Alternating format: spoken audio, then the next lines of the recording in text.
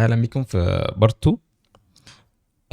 احنا كنا اتكلمنا في الفيديو الاول عن الفرق بين الايجر لود والايزي لود.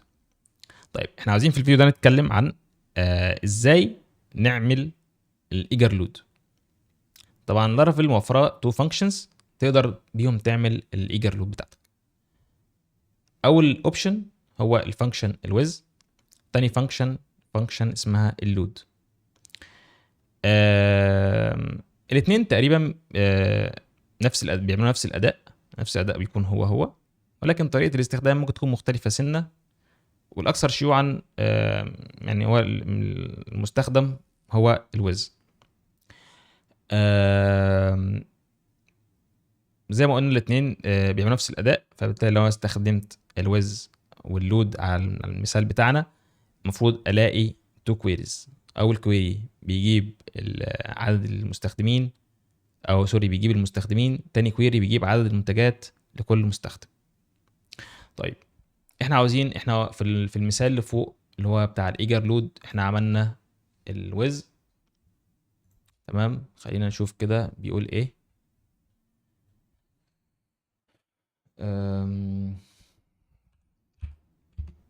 ايجر لود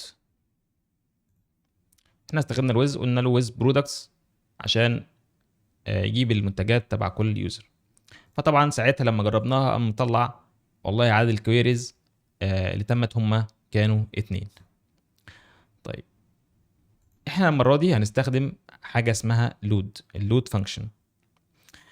اللود فانكشن زي ما قلنا هي بالظبط الويز، بس كل الحكايه ان دي بتكون مرنه اكتر. اللود بتكون مرن اكتر، تقدر تضيف اي شرط، اي شرط او اي حاجه انت عايز تعملها على اساسها تقدر تعمل لود للداتا. لان طبعا زي احنا عارفين ان على قد ما هنحتاج في السكرين في البليد او في الاي بي اي، على قد ما هرجع او على قد ما هستخدم الريليشنز، مش عمال على الفاضي عمال ارجع ريليشنز وخلاص. مثال، انا عندي سكرين او عندي اي بي اي فيها والله انا مش هستخدم اي حاجه من المنتجات، من ريليشن المنتجات، فخلاص مش هعمل لها ولا لود ولا ويز ولا اي حاجه. بناء بقى على ايا كان السبب، ايه هو السبب يعني ده يعني مش ده موضوعنا، بس خلاص احنا عايزين المستخدمين يبقى نجيب المستخدمين، عايزين المستخدمين وبرودكتس يبقى هنلود ساعتها المستخدمين والبرودكتس.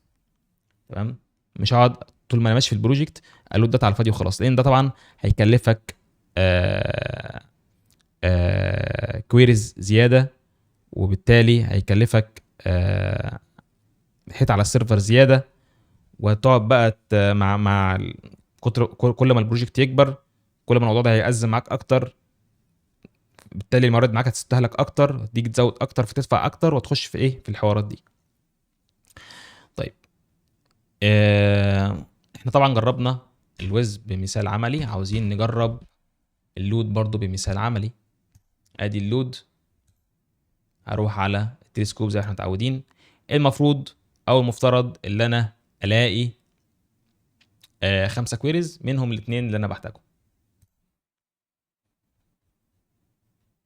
تمام، فعلا لقيت هم نفس الاثنين بالظبط. اذا ما فيش فرق بين الويز وما بين اللود، بس احنا قلنا كل الحكايه في المرونه، هنا اللود بتكون مرن اكتر.